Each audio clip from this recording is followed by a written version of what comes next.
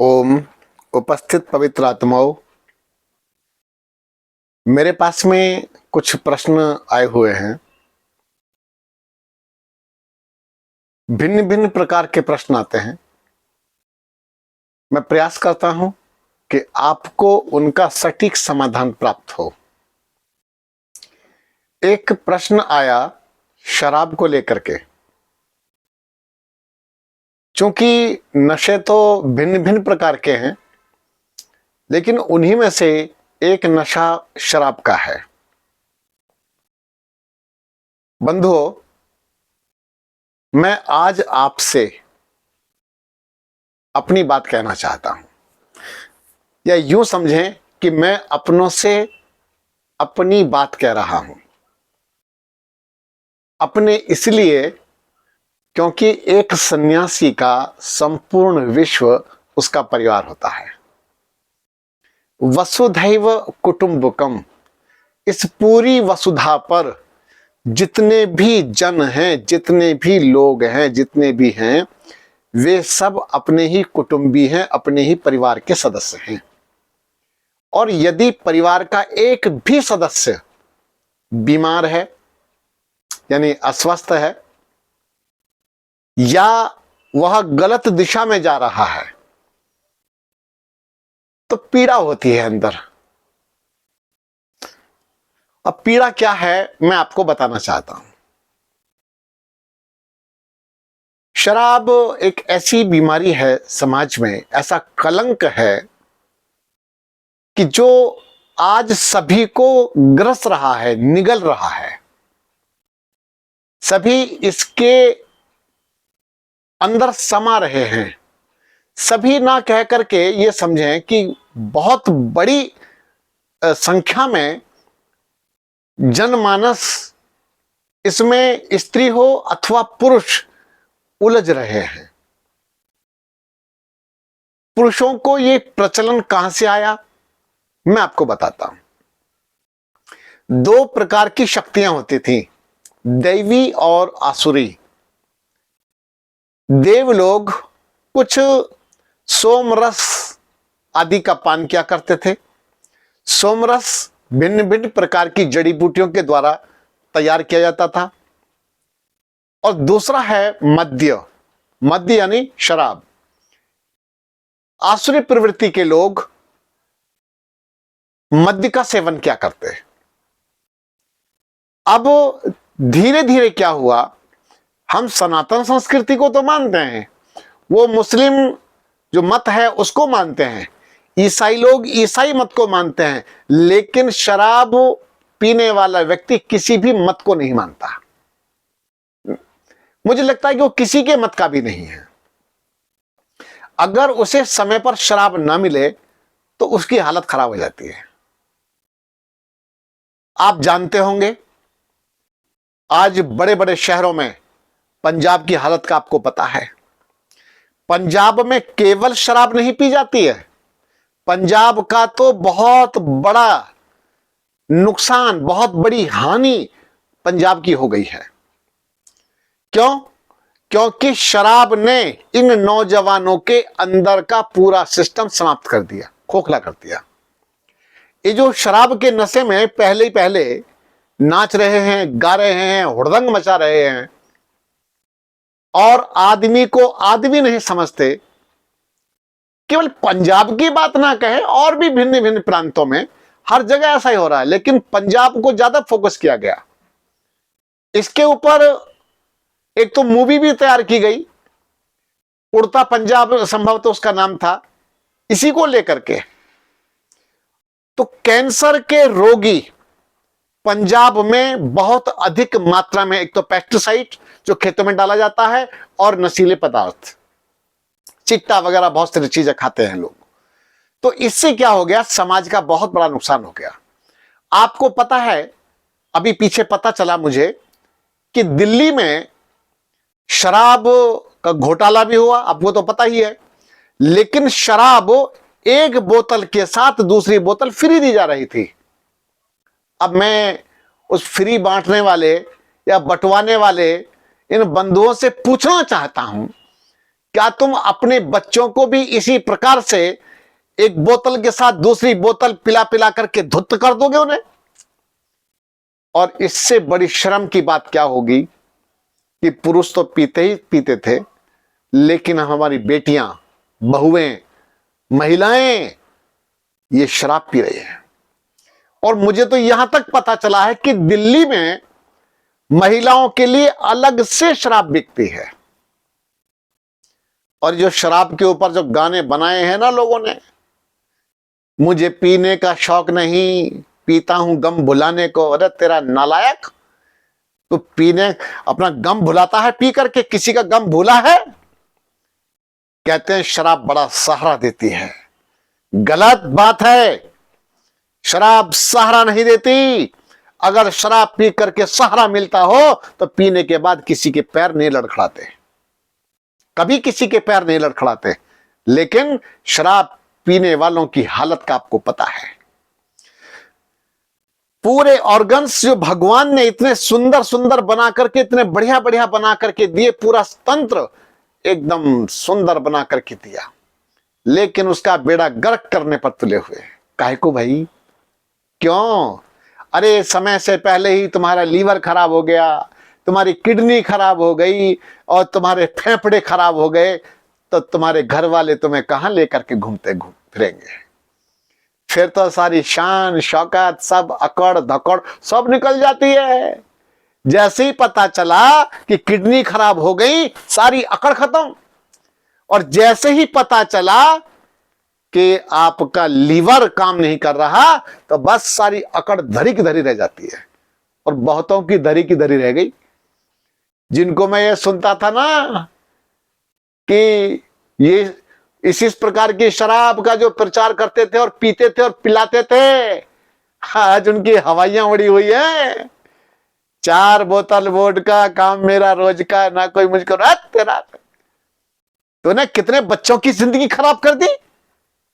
तो ये जो चीजें हैं ये सब अच्छी नहीं है।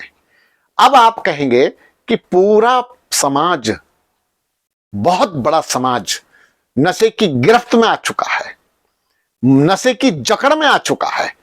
इसका बचाव क्या है? इसके रास्ते क्या हैं? छोटी छोटी आयु के बच्चे शराब पी रहे हैं, छोटी छोटी आयु के बच्चे बेटियां शराब पी रही हैं। अब आप कई सारे लोग टिप्पणी करेंगे, कमेंट लिखेंगे। कमेंट लिखने से कुछ नहीं होगा। तुम तो खाली खाली बैठे हो घर में, खाली तुम्हें तो कुछ ना कुछ लिखना है, तो कुछ ना कुछ उल्टा एक कमेंट भेज दो। अरे भैया, मेरी पीड़ा समझ के देखो।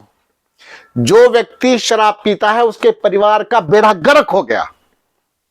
कई ऐसे परिवार हैं जिनमें बहुत पैसा है, अंधाधुंध है, चलो वो तो झेल गए। और जिनके पास पैसा नहीं है वो तो पत्नी के गहने बेच बेच करके, उस बेचारी के पास से बिछिया तक भी बेच दिया। कई दुष्टों ने तो मंगलसूत्र तक भी बेच दिया। और कईयों ने तो शराब के चक्कर में अपने बाप की हत्या कर दी, मां की हत्या कर दी, पत्नी बर्बाद हो गई, बच्चे बर्बाद हो गए। क्या दुर्गति हुई। अच्छा, मैं एक बात पूछता हूं शराब पीने वालों से। जब तुम शराब पी करके घर में आते हो तो मैं एक बात पूछता हूं कि वो अच्छा लगता है तुम्हें? अच्छा लगता है? कितना बुरा लगता है। अरे जो महिला, जो पत्नी तुम्हारे सहारे बेचारी आई है अपना घर बार छोड़ करके, वो इसीलिए आई थी कि तेरे को नशे की हालत में देखेगी। अरे बना फिरता है पति परमेश्वर, पति ढंग का बनता नहीं है, परमेश्वर बना घूमता है शराब पी करके, है? इसीलिए अभी से संभल जाओ, समय है।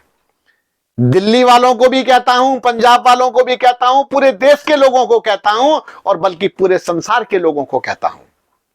पर पूरे संसार को तो हम क्या देखें, पहले अपने घर को देखें। हम हमारे घरों में ही आग लगी पड़ी है, तो हमारे घरों में ही लोग शराब पी रहे हैं, गलत रास्ते पर जा रहे हैं, और कोई उनको कहने वाला नहीं। क्या कहे, कोई मानता नहीं किसी की।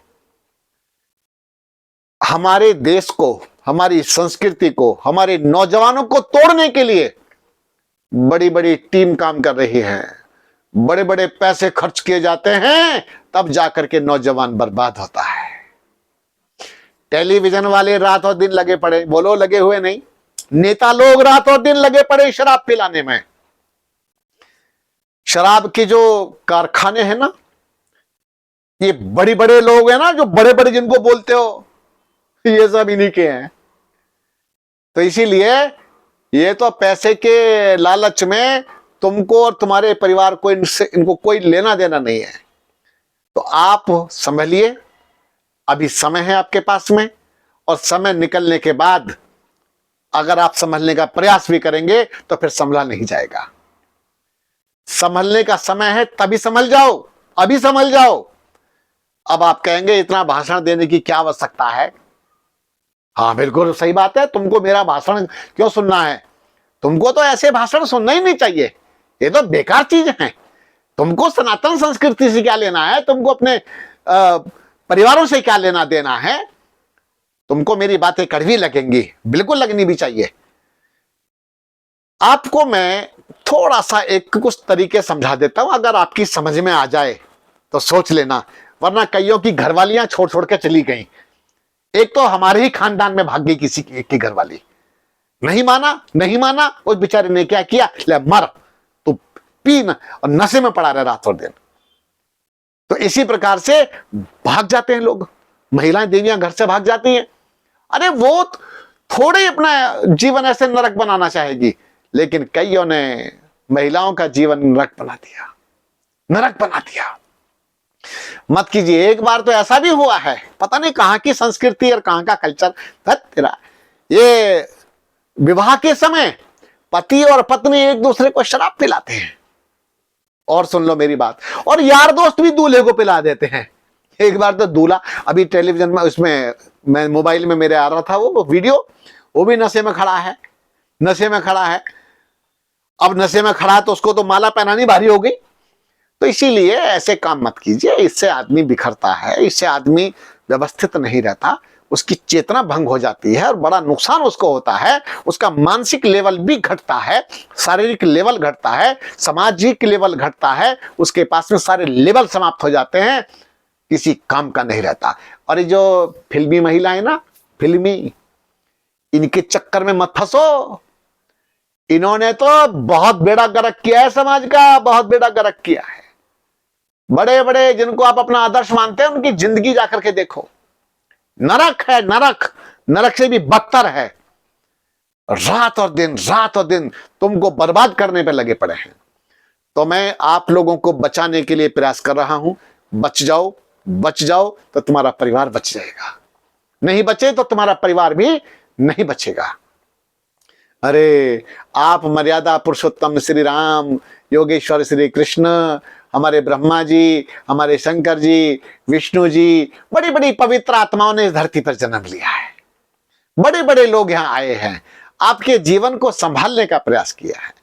और बड़े बड़े आज भी, चाहे वो बौद्धिस्ट साधु हो, चाहे जैनी साधु हो, चाहे अपने सनातनी साधु हो, सारे के सारे साधु।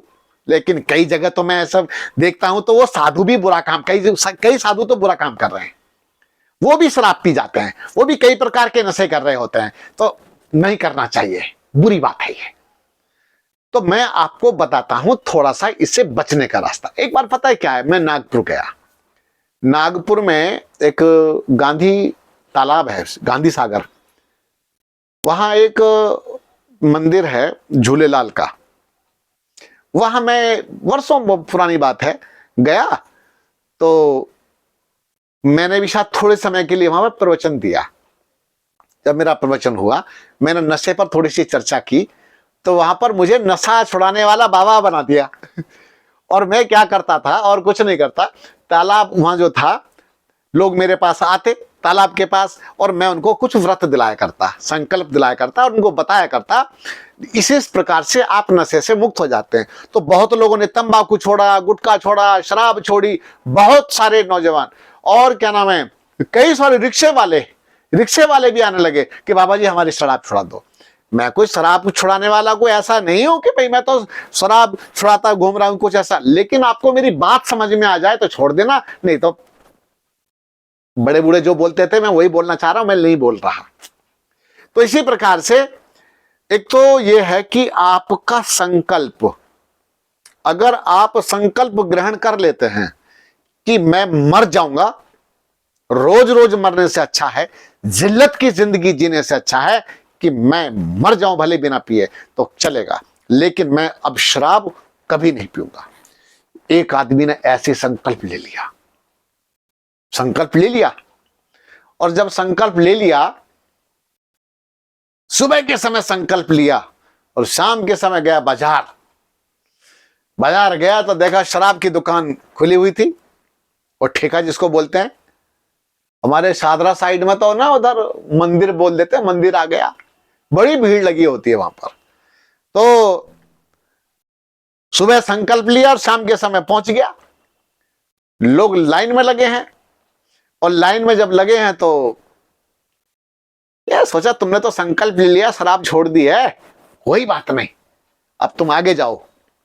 जब आगे गया तो इसने फिर अपनी पीठ थपथपाई, वाह शाबाश, कितना बढ़िया तुमने काम किया है, तुम ठेके की ओर नहीं गए। अब उसके दिमाग में एक बात आई, भाई ठेके में क्या बुराई है, केवल इतना देख लेते हैं कि हमारे साथियों में से कौन कौन आया है, कौन कौन लाइन में लगा है, कौन कौन वहां पी रहा है, वहां देख लेते, हम नहीं पिएंगे बस। उलझ गया, मत गया तो था देखने के लिए, लेकिन वहां उसके साथी लोग पी रहे, अरे आजा यार तू ही आजा, अरे बोले यार मैंने तो छोड़ दिया, अरे बोले ऐसा तो हमने भी छोड़ रखी थी। वो उसके गुरु मिल गए सारे के सारे। संकल्प चाहिए स्वामी श्रद्धानंद जी जैसा। क्या स्वामी श्रद्धानंद जी जैसा? जा रहे थे, क्योंकि उस समय तक वो मांसाहारी थे, मुंशीराम, और देखा कि एक व्यक्ति मांस ले आ रहा है, और जब उसने देखा कि किसी की टांग लटक रही थी, खून दिखाई दे रहा था, वो जो खून दिखाई दे रहा है, टांग लटक रही है, सफेद सफेद दिखाई दे रहा है, खाल उतरी हुई, इनका दिमाग जो था ना, माथा ये एकदम झन्ना गया। अरे मुंशीराम तू इसे ही खाता है, कितना बुरा लग रहा है देखने में।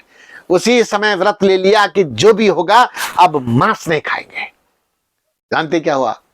रेस्टोरेंट में गए, होटल में जो भी था उस समय में, वहां गए, वो मांस का कटोरा उनके विधिवत सामने आ गया। वो तो शराब भी पीते थे, मांस भी पीते थे, कोई धर्माचार्य थोड़ी थे कि बड़े धर्म के रास्ते में। तो बाद में सब महर्षि दयानंद सरस्वती जी, जिनका चित्र आप देख रहे हैं मेरे पीछे, महर्षि दयानंद सरस्वती जी का आशीर्वाद प्राप्त हुआ और उनका जीवन बदल गया। क्योंकि अच्छे संत का तो दर्शन भी हो जाए, अच्छे महापुरुष का, तपस्वी महापुरुष का, तो उससे जीवन बदल जाता है। तो उसी समय संकल्प ले लिया था, और जब पहुंचे तो देख कटोरा आ गया, लाके रख दिया कटोरा भरा हुआ मांस का। अब उन्होंने देखा कि तो मांस का कटोरा उन्होंने उठाया और दीवार में देके मारा। होटल का मालिक आया डरता हुआ, क्योंकि तो एडवोकेट थे बड़े, बोले कोई समस्या ना बन जाए। तो उसके बाद में बोले साहब कोई समस्या थी, कोई मक्खी थी, बाल था, क्या था इसमें? बोले आज से मैंने संकल्प ले लिया है, मैं मांस नहीं खाऊंगा। तो इसी प्रकार से क्या हुआ? बोले दीवार में नहीं मारना चाहिए था, दीवार सारी खराब कर दिया आपने, सबके कपड़े भी खराब हो गए हैं। बोले अगर आज मैं ऐसा नहीं करता तो आप सबको पता नहीं चलता कि मैं मांस छोड़ दिया है। आप मुझसे रोज प्रतिदिन किसी ना किसी बात पर कहते रहते कि मांस खा ले, नहीं खाया। संकल्प चाहिए तो मजबूत संकल्प चाहिए। बस सुबह के समय संकल्प लिया और शाम के समय तोड़ दिया, तो क्या संकल्प लिया। इसके बाद आप पहले अपना मन पक्का कर लीजिए, और इसको आप धीरे धीरे नहीं, एक ही बार में इसको साफ कर सकते हैं। अब आप कहेंगे एक ही बार में साफ करेंगे तो हालत खराब हो जाएगी। अरे कुछ नहीं, ये तो मन की खेल है। कई जगह आप अपने आप को किसी काम में उलझा दीजिए। चलो मैं एक बात बताता हूं, आप कितनी नशेड़ी हो, कितनी भंगेड़ी हो, कितने गंजेड़ी हो, कुछ भी है, जब आपका पीने का समय आ रहा हो, रखा हो सामने, और उसी समय अचानक बड़ी घटना घट जाए, तुम साला बोतल मारोगे कहीं दूर फेंक करके, और पहले उस घटना से निपटने की कोशिश करोगे। अचानक कोई गर्दन काटने के लिए आ जाए, कुछ भी करने आ जाए, अचानक कुछ भी समस्या आ जाए, तो आप पहले उसकी सुरक्षा करोगे। वो दिन आपका निकलेगा तो समझ लो कि तुम्हारे ऊपर कुछ हो गया है, तुम्हारे ऊपर बड़ी समस्या आ गई है और तुम नहीं पियोगे। अगली बात, शरीर के अंदर अल्कोहल की फिर डिमांड शुरू हो जाती है।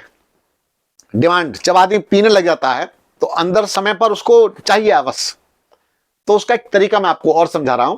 अदरक ले लीजिए, ये अपना श्री मान राजीव दीक्षित जी ने ये तरीका बताया था और ये मैं आपको भी बता रहा हूं, हो सकता है आपको पता हो। तो आप क्या करें, अदरक ले लीजिए, अदरक के टुकड़े कर लीजिए और उनको रस में भिगो दीजिए और सुखा दीजिए थोड़ा सा नमक लगा करके। आप जब अच्छी तरह तर हो जाए तो उसको निकाल करके थोड़ा सा नमक मिक्स करके मिला करके उसको सुखा लीजिए और सुखा करके उसकी कैंडी बन जाएगी। और दिन में आप 2-3 बार, जब भी आपको शराब पीने की लत लगे तो आप उसको चूस लीजिए। जब आप चूस लेंगे तो आप जानते क्या होगा, आप की जो शराब पीने की इच्छा हो रही थी वो हटनी शुरू हो जाएगी। तो आप इस प्रयोग को भी कर सकते हैं। ऐसे ही अजवाइन, आप क्या करेंगे, लगभग 100 ग्राम अजवाइन आधा लीटर पानी में उसको अच्छी तरह पकाइए, खूब पकाइए। पकाने के बाद उसको छान करके रख दीजिए। दिन में 2-2 ढक्कन, 3-3 ढक्कन आप उसका सेवन कर लीजिए।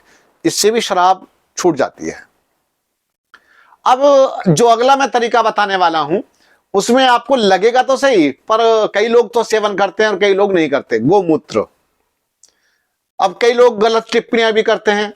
भैया किसी को गलत टिप्पणियां करनी है तो कर दो, उसमें कोई चिंता नहीं है, वरना मुझे इसकी चिंता नहीं है, आप गलत करें अच्छा करें। अब कई लोग उसको सेवन करते हैं, तो गोमूत्र का सेवन करने से भी शराब की आदत छूट जाती है। तो गोमूत्र कई लोगों ने सेवन किया तो उससे उनकी जो ना वो डिमांड भी खत्म हो जाती है। तो ये तो मैंने उपचार की दृष्टि से ऐसा बताया। और अगला तरीका और बताता हूं।